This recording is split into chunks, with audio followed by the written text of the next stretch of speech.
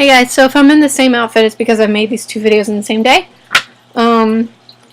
So I got back from New York on Monday. Today's Wednesday. Took about 8 hours to drive there. Wasn't bad at all. Left here at 6, got there around 2:30, something like that. 3 o'clock, something like that. And our hotel was right out of the Lincoln Tunnel, right on Times Square, connected to the Majestic Theater. So, we didn't have to drive through the city, which was great. When we first got there, of course, we checked in, went upstairs to the room. Then my sister went with me, and this was her first time in New York. So I got to take her to Times Square, and we went to eat at Junior's, which is this place in Times Square. Really good. I had some really good food while I was in New York this time. Went to Junior's. Then, look, I don't even remember. The days kind of blur together. The next day, Saturday, we got up around 9, and we went to the 9/11 Memorial in Freedom Tower, and that was very cool. And here's the little, pamphlet thing for it. So I got to see the waterfalls and stuff, and I want to say the coolest thing that I saw there was something called the Survivor Tree. And it says, all but one of the trees on the memorial are swamp white oaks. The exception is a Callery pear tree known as the Survivor Tree. This tree was planted on the World Trade Center Plaza in the 70s and stood at the eastern end of the site near Church Street. After 9/11, workers found the damaged tree reduced to an 8-foot stump in the wreckage. The tree was nursed back to health in a New York City park and grew to be 30 feet tall, sprouting new branches and flowering in the springtime. March 2010, the tree was uprooted by a severe storm, but true to its name, it survived. In December of 2010, the tree returned to the World Trade Center site, standing just west of the South Pole, and embodies the story of survival and resilience that is so important to the history of 9/11. Today, the tree is supported by temporary guide wires as it takes root. So I got a picture with it, but this is the picture. It's protected by the grate. You can't just walk up to it and climb on it and crap like that. But yeah, the pools were really cool. It was very peaceful there. It was very quiet. Everyone was very respectful. You would think in the hustle and bustle of New York City, it'd be loud, and it wasn't. And you know what else I saw, which was kind of hard to see, was the actual site, because the pools are not where the Twin Towers stood. They're a little farther down. But the site where the Twin Towers fell is still there, and it's still blocked off. And there's still construction, and there's still debris. And they're trying to build a museum, a 9/11 museum, with stuff from 9/11. Like there's a standing structure, which is the only standing structure of the original Trade Center, still standing. And it's at the pools until the museum is finished.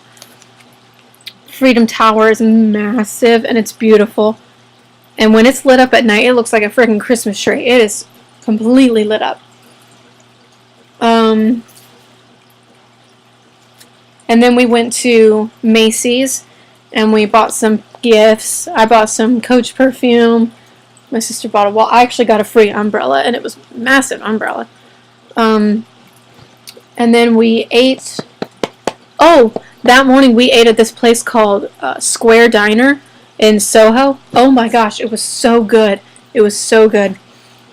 Then we went to 9/11, then we went to Macy's, and then we ate at, I don't know where we ate. Oh, we ate at The Counter, which is it's in Times Square, and it's this build your own burger, and you walk in, and they give you this form to fill out, and it's got types of different meat, and then little check boxes, and then condiments and stuff like that, and what type of bun do you want it toasted, pretzel bun, stuff like that. and you just check whatever you want, give it to them, and they bring you the burger. And that was really good. Then the next day we woke up and we went to... Oh, we had pizza that night because we were just tired. We just had pizza. The next day we got up and we went to Central Park. Yeah. We went to Central Park just for a little bit because, you know, we went to Central Park the day before after the counter. And, you know, we were all tired and stuff, so we didn't stay very long. Yeah. But we did go and see The Lion King. Like, it's my playbill. It was very, very good. It was very good. I don't know what this is that came with it. We got these cool cups. I would say they were free, but we had to buy the drink. It was very good. The theater was so much bigger than the Majestic. Let me see if I can show you this. Okay, so here's where the Minskoff Theater is, right here. Right here on 44th and 7th. Or 45th and 7th. Now, my hotel was like right here on 44th. Say so. We were not far at all.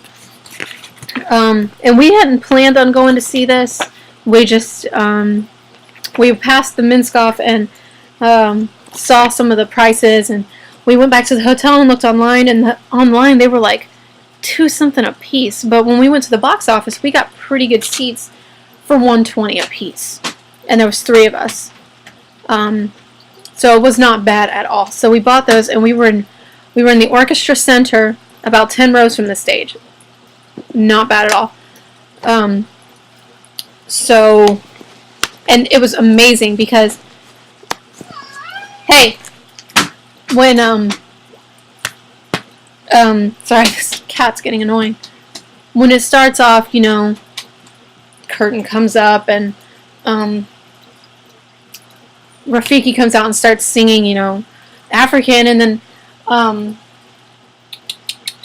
then, you know, you hear a voice come from behind you, and it's above in the balcony, and it's a guy, I guess supposed to be like an antelope, and then there's another one over there in the balcony, and then, you know, they're all 3 singing, and it's just them, there's no music, and then, you know, the little, like, slow melody starts, and the cheetah walks on, you know, it's the person as the cheetah, and then the 2 giraffes come on stage, and then from behind you on the 2 aisles come all these animals. There's 4 people dressed as an elephant, there's 2 people as a rhino, there was a little baby elephant that was probably like a 6-year-old girl, and she was so cute.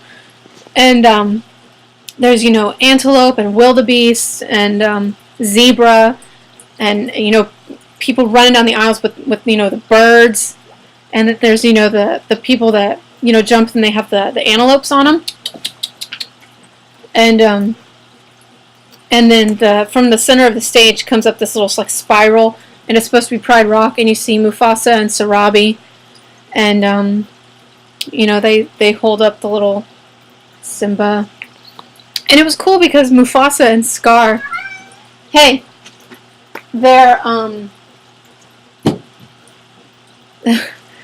masks, let me see if I can find a picture of Mufasa or Scar. See, Simba's wasn't like this. His was just a headpiece, whereas, I don't know if you can see this, whereas you can see, like, Mufasa, see, like, his is on top of his head, and that's because, when it's just him and Scar that have that. The head is on top of them when they're standing up, but then when they go down like they're fighting, the mask comes down in front of their face. So it's pretty cool. And then see, like, here's the giraffes and the cheetah. Hey, this cat is so annoying. Stop it. He just came in here too. But, hey! I'm gonna just ignore him. Yeah. But these giraffes were pretty. They were the most amazing thing to me because these giraffes, the 4 legs are stilts.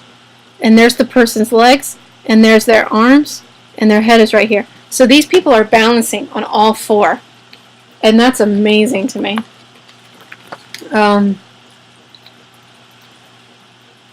Yeah. So, but what was confusing to me is that Zazu was white in the play. Isn't he blue in the movie? Another thing was Rafiki was a girl. Now, I understand being played by a girl, that's done a lot, like Peter Pan and stuff like that, that's done a lot. But for Rafiki to actually be a girl, that's different, because Rafiki's a boy. But when it was over, I got to go backstage and meet, I met Little Nala, I met Sarabi, and then I met the guy that played Scar, and I was so happy about that because I love Scar. He's my favorite Disney villain. Hey! I actually wanted to call him Scar because he has a thing with his eye. He had an eye problem where some cat's claw got stuck in his eye. So I wanted to name him Scar. But I don't know if you can see that. He kind of looks like the devil with that makeup. But I don't know, he was really nice. He saw my Lion King tattoo and he was like, "Oh my gosh. Oh my gosh." He was so excited. And so after that we went back to the hotel and then we went out to eat. We went to Junior's again because it was right there. And then we just walked around. Yeah, and we saw, some people in front of Ripley's doing some crazy things.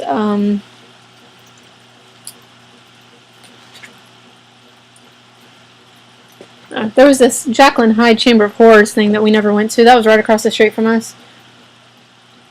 Most thrilling live action haunted house attraction. Yeah, we never went to that. We did go down to Battery Park and see the Statue of Liberty and the Brooklyn Bridge and stuff like that.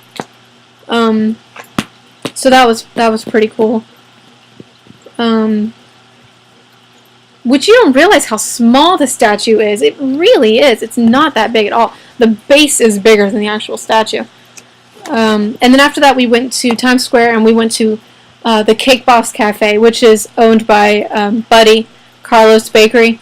And I had some of his mini white chocolate mousse. And it was like this little cake. And I thought it had cake inside of it, but it didn't. It was just straight up white chocolate mousse, and it was very, very good. And then, had some sugar cookies and stuff. Very good. I love Cake Boss. He's awesome. And then we ate at this place called Liberty Diner, which was pretty good. The only thing about New York food is that they give you massive portions, huge portions, that you can't possibly eat all of it. And also, they don't have sweet tea, which is depressing as someone from the South. So yeah, I'm going to make a slideshow with the pictures, and I'll put up the videos and stuff when I get the converter. And yeah, that's about it. Might be going back in April to see Les Mis. Don't know. I am planning a trip with my best friend for next fall. Because the weather was perfect this time. It was about 65 all 3 days. Or 4. So, I was walking around in a tank top when we got there and short sleeves and stuff. So, wanted to go. Fall's the best time to go. So, this is it. I gotta go get ready for class. I'll talk to you guys later.